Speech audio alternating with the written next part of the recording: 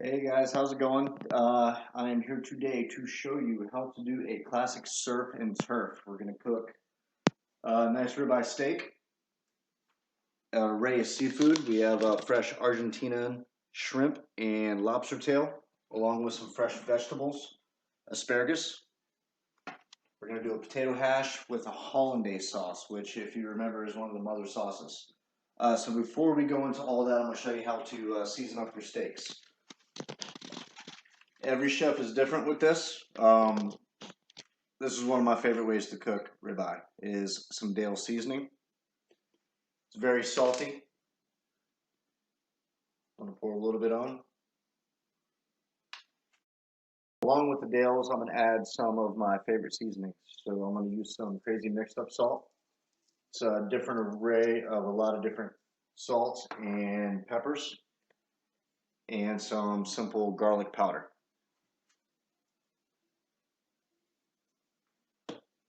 I'm going to go ahead and flip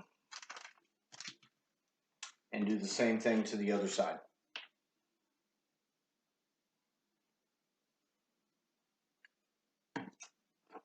The key to this is to let it sit. I pull this out and make sure that it's at room temperature before I throw it on the grill,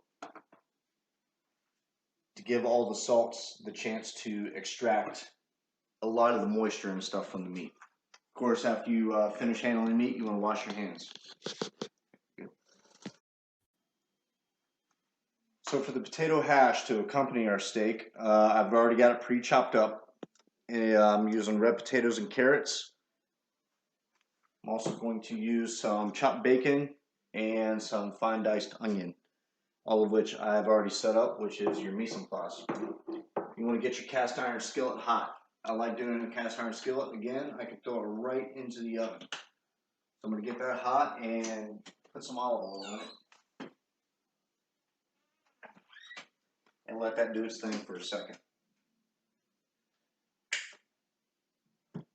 Notice I have a lot of different cooking arrangements going on. I have my double boiler here for the hollandaise, which I'll show you guys how to do later. I've got my pan to saute the shrimp, and I've got my oven on 350 to finish the hash and also roast my lobster tail. So starting the hash, I've got my pan hot with the olive oil. You always want to start with your meat product. Definition of hash is meat, potatoes, and onions. So I'm going to use bacon in this case. We'll go ahead and throw it in there. And then while my bacon's cooking, I'm going to go ahead and strain off my potatoes. The reason why I put them in water is so they don't turn brown. You prep them up ahead, and if you let oxygen hit them, they will oxidize and turn brown on you.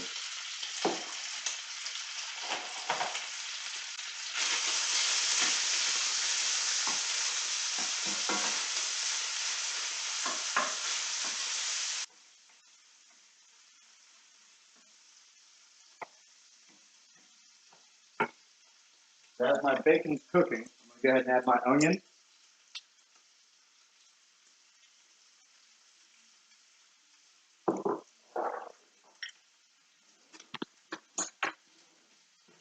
And a little bit of garlic. We're going to let that kind of do its thing for a second before we add the potatoes and carrots. So I've cooked my bacon for about 3 minutes, and it doesn't have to be cooked thoroughly because we're going to throw all this in the oven. But now it's time to go ahead and add my potatoes and carrots. With the cast iron skillet, it stays hot, which is really nice. You're going to have the salt from the bacon and the grease and oil from the bacon as well. So you don't have to really add a whole lot to this. But this is when we're going to season it. And we're going to go very lightly on it. So I'm just simply going to add a little bit of salt. And a little bit of pepper.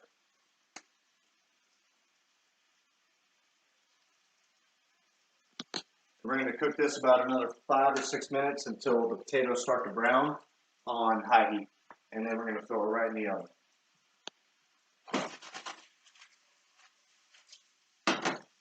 To clean up our seafood. I went ahead and got ahead a little bit. We want to leave the tails on for this shrimp. It's really nice wild-caught Argentinian shrimp. Just going to simply take the legs and shell off.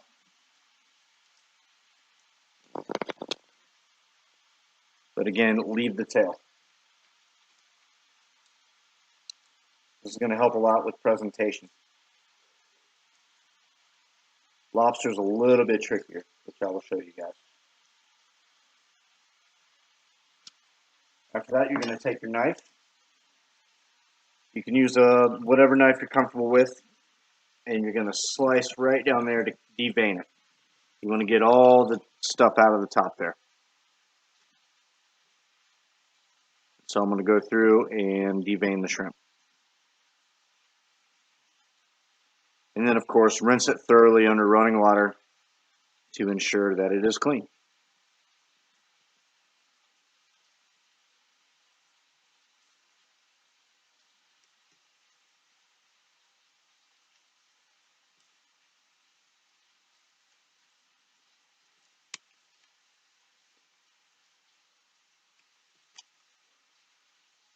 Same thing with the lobster. It does have the vein running down the back of the spine there. Lobster shells are pretty tough, so instead of using a knife, I do like to go to scissors. Some nice food scissors, wash them, and what you're going to do is make a snip right down the middle here until you get to the tail. And with your hands, I'm going to pull it apart. Try not to crack a lot of the shell because we use that for presentation. And if you can get in there and grab the meat part, pull it backwards.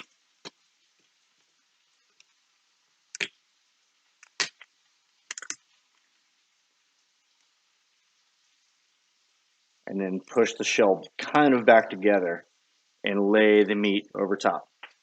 As you can see, we don't have a whole lot of vein to mess with on this, so it's fine. And then same thing for the other one.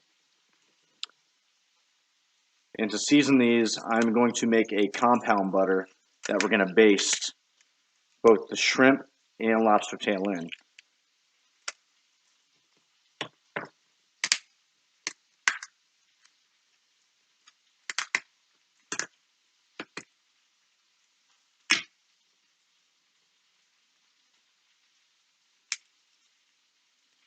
You get your meat, pull back, reform the shell, and then lay the meat on top. And any of this discoloration, anything like that, that's what you want to get rid of. That's garbage. Now to season the seafood, I've got some basic ingredients. I've got butter here, which I'm going to go ahead and throw in a saucepan and melt it down slowly. I don't want to burn it. We're going to add some Old Bay seasoning. Pretty good amount. We're going to add a little bit of Louisiana Cajun seasoning, about the same amount.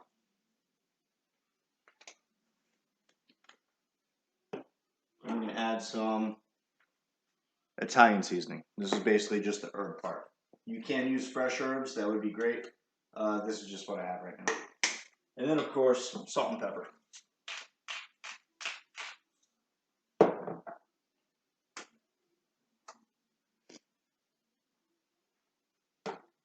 And it should look something like that. If you can see the amount of seasoning that I've added. When this butter melts, this is going to be a pretty flavorful flavoring to add to our seafood that we're going to use for our lobster and our shrimp.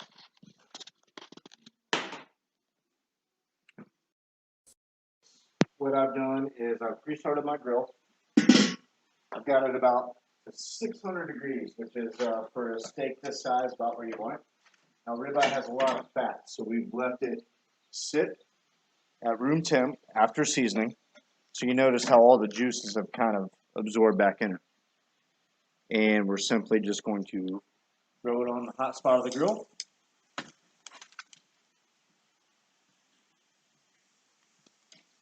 and we're going to leave that alone.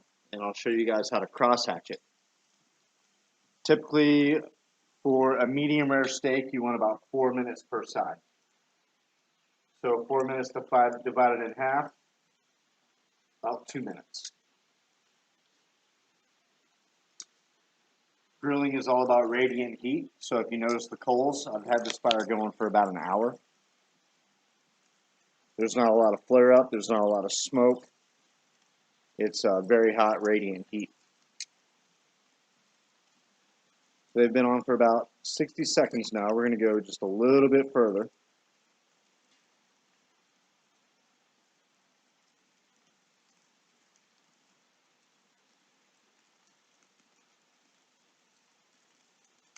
This is a lot easier if it's not raining outside, by the way. Now we're simply going to check it. So if you look at it, it's got some nice grill marks. That's a good sear. So the steak was laying this way. I'm simply going to take it and quarter turn it. Same thing with this one. Take it, quarter turn. And that's going to give you a really nice presentation, good crosshatch. Don't worry if your fire is getting big, it's not going to burn it. Again, we're only doing about 2 minutes per side.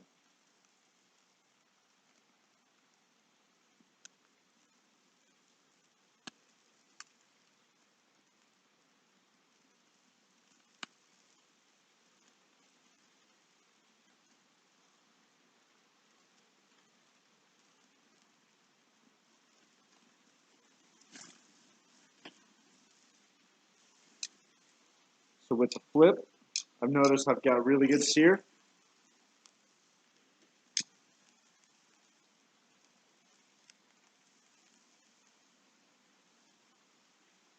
And that's what we're going after. We want a nice charred sear.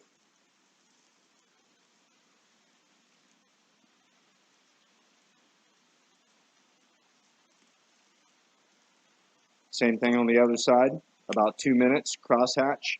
And then we're going to put them back on the sheet tray, and we're going to throw them in the oven to finish them off because we want everything to be finished at the same time. So our steaks are finished now. I get really nice sear on both sides. There's still going to be a little bit rare in the middle. And we're going to keep our fire going because I believe I'm going to do a lot of tail on it as well. But we want it to cool off a little bit, so I'm just going to keep it covered and kind of let it chill out.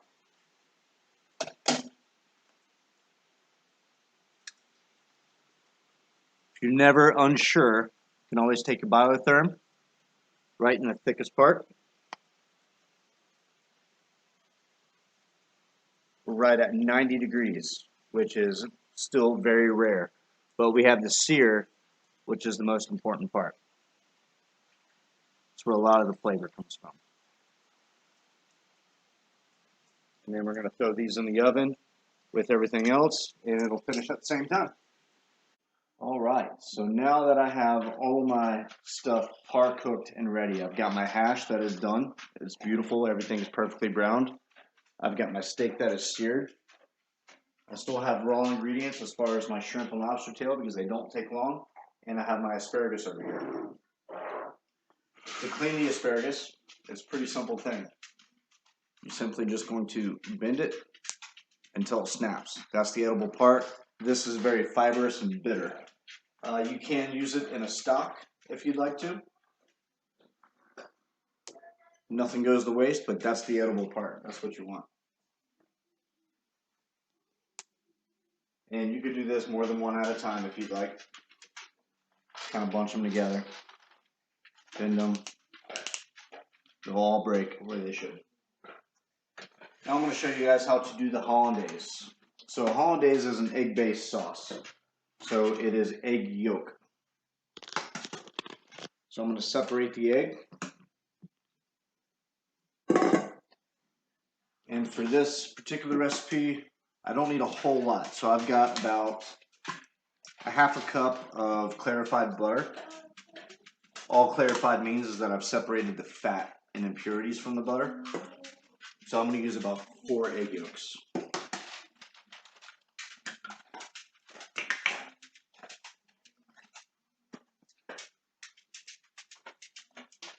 And again, you don't want any of the whites in here. You want to separate this stuff out the best you can.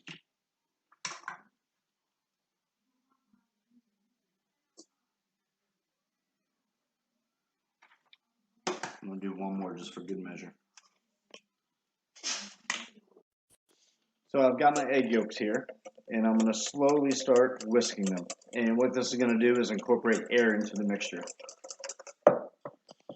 Hollandaise is usually some kind of hot sauce. Tabasco, Texas Pete, whatever hot sauce you want. A few dabs of that. I like to add a little bit of garlic powder. And then I really like curry with hollandaise. It brings out a whole flavor that really complements it. You don't need a lot of it though. It's very strong. So you're going to take this mixture and keep whisking. You're going to have to do this probably 10 to 15 minutes until you start seeing air bubbles form. This is the hard part about hollandaise sauce, is that you can't stop. You have to keep going. So if your arm gets tired, you got to hand it off to a friend or a fellow chef or your sous chef, and you have to keep this process going for a good 10 to 15 minutes. Meanwhile, I'm going to go ahead and get my pot of water right here on, and I want that boiling. I want that steaming, because this pot is going to fit on top of that, which is going to create a double boiler. This is really delicate. Egg yolk can scramble quickly.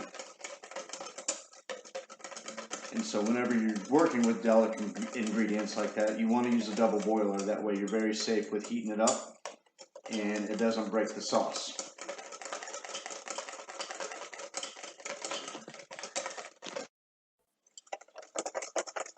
Okay, so now that I've been whisking this for about 10 to 15 minutes, you notice the consistency change. It's starting to get nice and thick.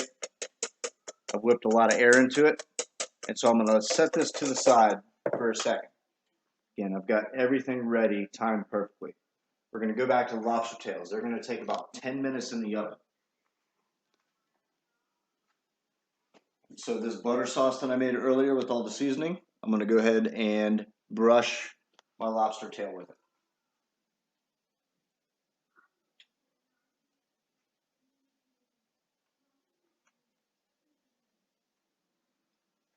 And then I'm going to throw this in the oven, set at 350, again about 10 minutes. And let that do its thing. I've got my shrimp here that's still raw. And I also have my asparagus here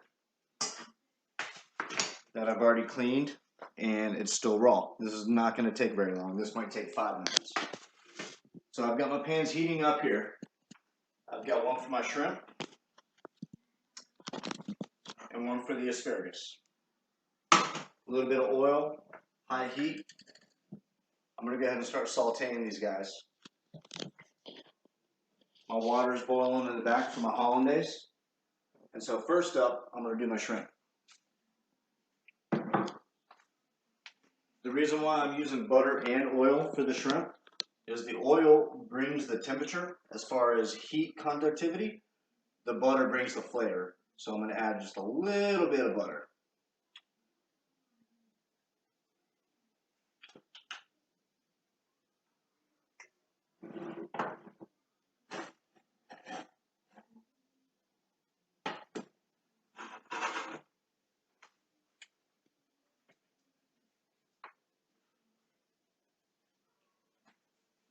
And I'm going to go ahead and finish off my hash as well. So the hash is basically done. I'm going to go ahead and add the cheese that I've pre-done. So I have some Parmesan and Romano cheese. Simply just going to spread it over the top.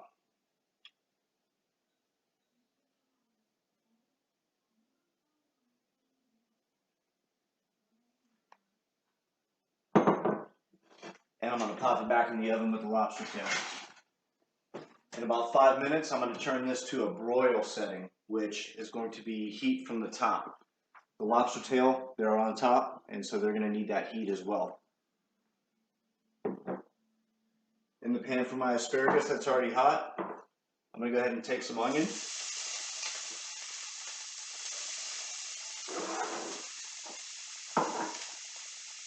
A little bit of garlic.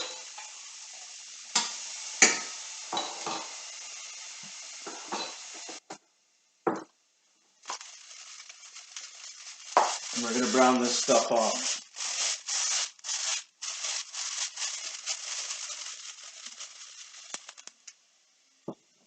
I do have a little bit of beef stock standing by just in case I need to cool it down. In the shrimp pan, my butter is melted, my oil is hot. I'll go ahead and toss those guys in there.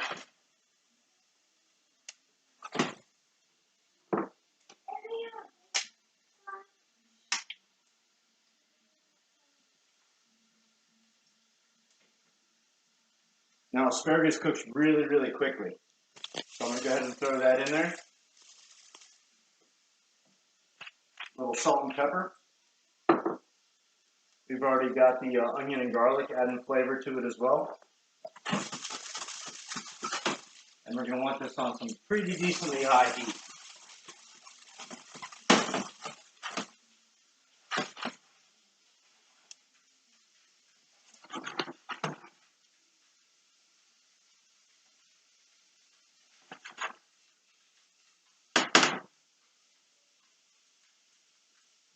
Now that my shrimp's starting to cook, I'm going to add a little bit more butter to it.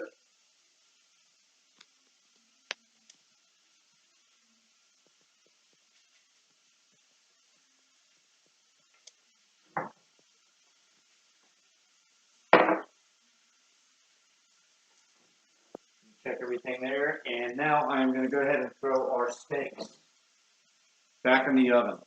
We only cook them to about 90 degrees. For medium rare, they need to get to about 130. So again, it's a timing thing. Everything is timed perfectly.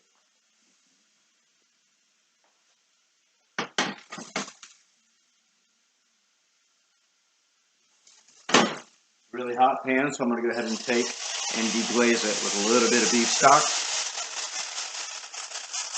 Get all the flavor off the bottom. And I'm going to let this sit.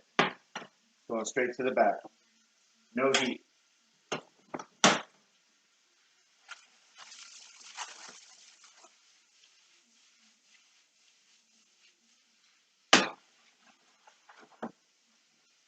You see the shrimp's getting there as well. They're starting to curl up. Whenever you take something off heat, always anticipate it's still cooking for a good 5 minutes. So those are going to sit to the side as well. And I'm going to bring my double boiler to the front and start my hollandaise sauce. So with the mixture of the hollandaise, I'm going to put it right on top of this. And you're going to keep stirring.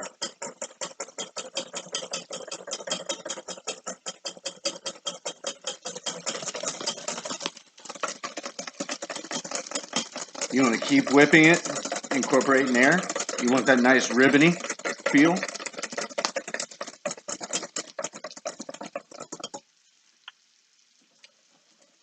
Again, if your water starts to boil too much, see all the steam coming off from underneath? It's hitting the bottom of that pan. That's what's heating the pan up. Eggs are very, very delicate. You don't want to scramble them. We're just trying to thicken them. And so we're going to keep whipping. I like to sing the whip it good song while I do this. Alright, so now that we've noticed that we've incorporated enough heat in the eggs, see how it's kind of starting to turn at the bottom? If we kept it on the heat, it would turn into scrambled eggs. So you can turn the heat off. Your water is still steaming, which is great. I like to bring it off the heat. And as you whip, you're slowly going to add your butter in.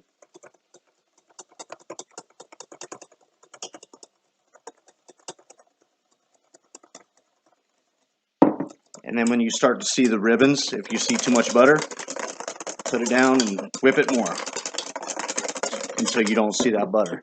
And then keep stirring. Slowly add your butter in.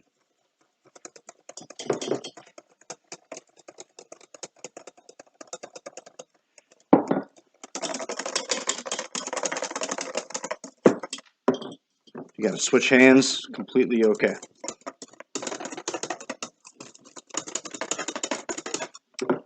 what you want here, the final product, you want a nice ribbony sauce. You see how this is a sauce. It's very ribbony, the texture is good. The more you let it cool, the more it will thicken up. You can't thin this out with a little bit of lemon juice, which I will do. Now that my consistency is right, make sure that I don't put any seeds in it.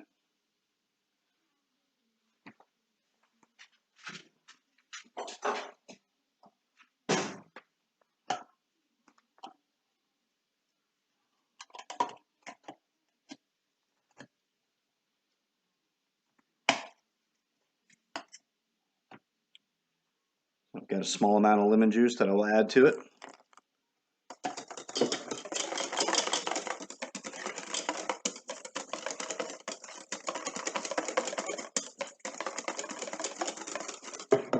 And then, of course, taste.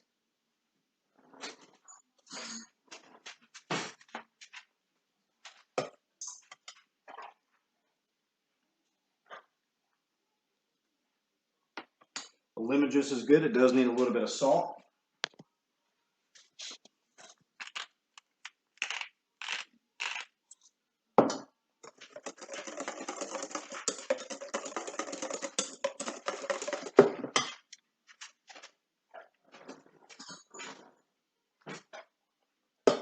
We'll taste again. And that's perfect. And so there's a hollandaise sauce, and then when we come back, we'll plate up, and I'll show you guys how to deal with that. So I've pulled my steaks out of the oven now. They're about a nice 130 degrees, which is about a perfect medium rare. I'm going to let them rest to finish cooking for about 5 minutes. My hash is looking good. My lobster tails are almost there. I'm going to go ahead and turn my oven to a broil to get that high heat. So this is generally about 550 degrees. So I've cooked everything on 350 so far. This is going to be 550 from the top down. You have to be very, very careful with broil because it will burn things. So always keep an eye on it. My asparagus are a nice bright green with a ton of flavor. My shrimp is cooked. Notice how they curled up and they're firm to the touch. The delicious butter on it, so this is considered a scampi. And then again, the steaks have to rest for about 5 minutes to soak all the juices back in. I've got my hollandaise finished. Great consistency. It's going to work well with the dish. And then I've got already have the plates ready, so I'm going to do 2 different plate presentations for it. And I will show you that in a few minutes. Alright, so my steaks are finished. I'm going to bring them over to the plating area and let them sit for a second. Lobster tail and hash have been broiled. Again, perfect caramelization. I'll go ahead and let those chill out for a second. Now at this point we shouldn't have anything on the stove, so everything off.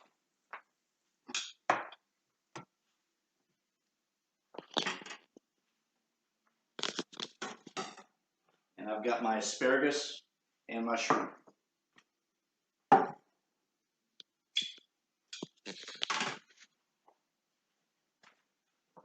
With any of the leftover seasoned butter that you made, it's always nice to go ahead and give it a little brush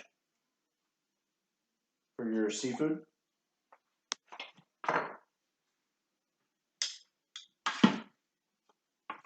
And we'll play 2 ways. So with this steak, it looks the prettiest. So I'm going to make that the focal point of my round plate. Whenever plating, you always want to build the plate. So I'm going to take my hash, put it on the bottom. This is going to act as almost a tier to levitate. I'm going to go ahead and grab the steak that I want. I don't want to cover the hash. I want to put it to the side. It's going to make it taller. From there,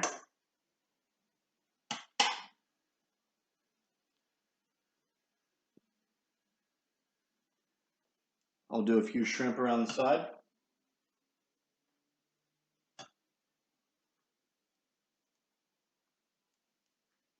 And then, of course, my asparagus. Hollandaise goes great with asparagus or steak.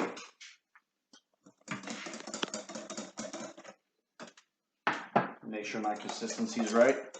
And I'm simply just going to put it on the asparagus as a little ribbon. It's very rich sauce.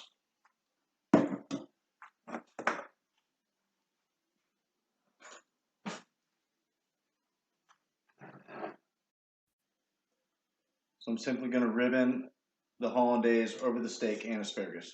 Very rich sauce. And then, of course, presentation purposes, always clean your plate.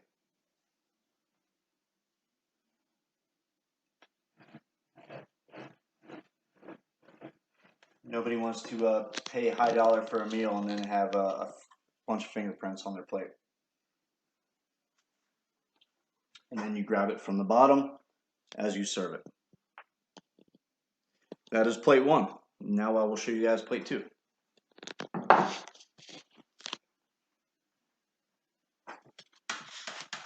For the next plate, I'm actually going to slice the ribeye.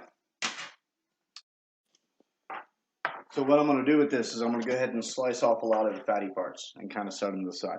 The ribeye is very fatty. You can see all the fat in that. I'll go ahead and slice it off there, and as well as here. Most of the time this fat's super tender. You can just pull it off with a fork or tongs or whatever. So now that I have all the meat left, I'm going to take my knife and I'm going to turn it sideways, and I'm going to cut on a bias. So with my tongs in one hand and my knife in the other, I'm going to slowly slice on a bias.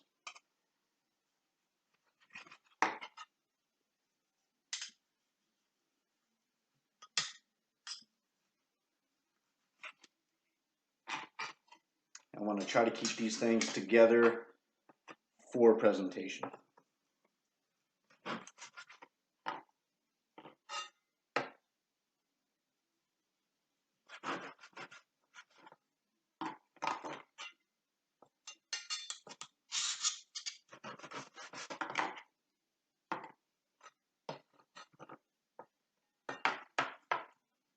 And the same thing for this one.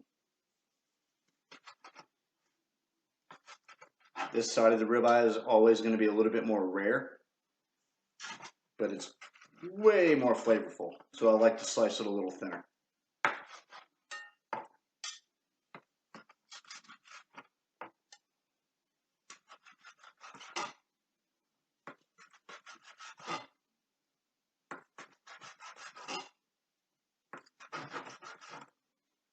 And now for plating. I'm going to go ahead and start with my lobster tail.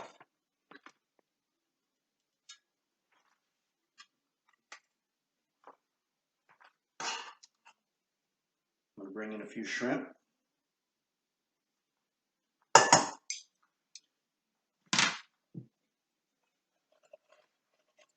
I'm going to go to the hash.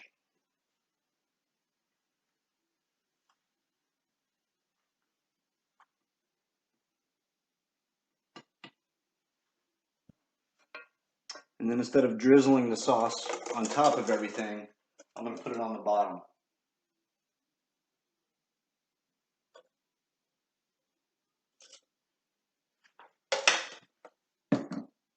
As neatly as possible. And then if we slice the steak right here, you should be able to fan it out.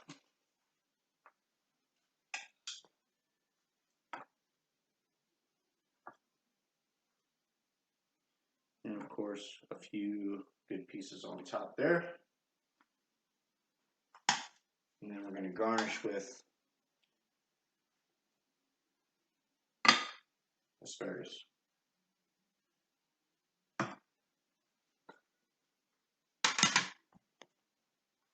And as always, clean up.